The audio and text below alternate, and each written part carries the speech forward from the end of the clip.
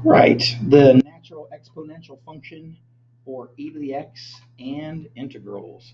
So if you remember that e to the x is its own derivative, and if by some chance we need to do a function that has a little bit more stuff to it than just regular old x, we just have to use the chain rule. So the derivative of e to the u is e to the u times whatever that derivative is with respect to x.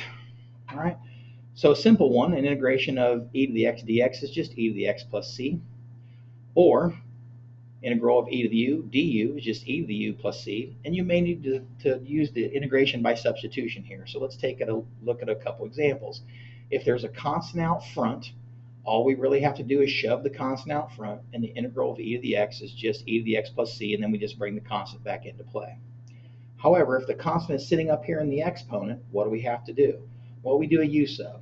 If u is equal to 4x, that's the most complex part, then du is equal to 4 dx. Remember, the derivative of 4x, just 4. And then so I don't have a 4 dx, so I have to create it. So I put in a 4 on the inside, and I balance it with a 1/4 on the outside. Then the integral just becomes 1/4 integral of e to the u du, and that's just 1/4 e to the u plus c, and you put back in your u is equal to 4x, and you're back to your indefinite integral. Let's talk about finding the area underneath the curve for a moment. So if we had y equals e to the x, and we wanted to evaluate the area underneath that little part from 1 to 3, we just say that's 1 to 3 of e to the x dx, or e to the x, which is the integral, evaluated from b to a, which is 3 to 1, and then we do f of b minus f of a, which is e cubed minus e to the first. This decimal equivalent may be somewhere in the neighborhood of, I don't know, 23, something like that, but I ain't sweating it. You guys get the basic concept of what we're looking at.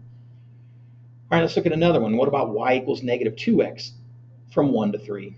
So again, 1 to 3, e to the negative 2x. So we take a look at our u. In this case, the most complex part is u is equal to negative 2x. So du is equal to negative 2 dx. So what we had to do here is we had to balance. We had to put in a negative 2, and we had to balance it by a negative 1/2 out front. Okay, the other thing that I did, and I'll go look straight down on this one is, and I'll go through this in the next one, but use negative 2x. So if I put these x values in, negative 2 times 1 would give me negative 2 for the new lower bound, and negative 2 times 3 would give me negative 6 for the new upper bound.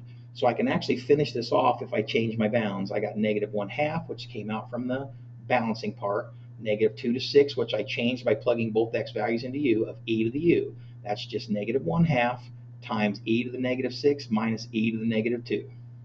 All right. Obviously, I could distribute the negative 1/2. I could put both of these as fractions, but again, unless it's a multiple choice test, I'm not worried about it. Looking at some more u subs, uh, e to the 3 minus 2x from 3 to 4.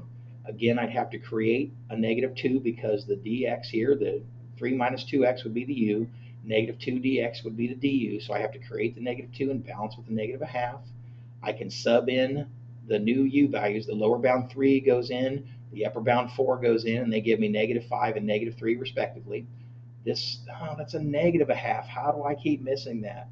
All right, so you saw that I had it a negative 1/2 up front. So obviously this is still a negative 1/2 here. This is still a negative 1/2 here. This is still a negative 1/2 here, and this is still a negative 1/2 here. Wow, I missed that. All right. So anyway, same idea as before. 1/2 e to the u, negative 5 to negative 3, negative 1/2 e to the negative 5 minus e to the negative 3. And you can obviously rewrite this. This would still be a negative out front. All right. So what happens if? Here's a denominator that's e to the x squared.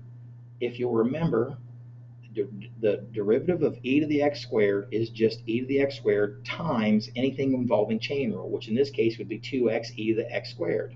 So what you have here is u prime over u. So the integral of u prime over u is just ln u plus some constant c. So in this particular case, this lends itself to a natural log. All right, here's a few of the homework problems. We're going to do integration tomorrow, and I'll probably have another activity of some sorts to do. And that's all. Thanks.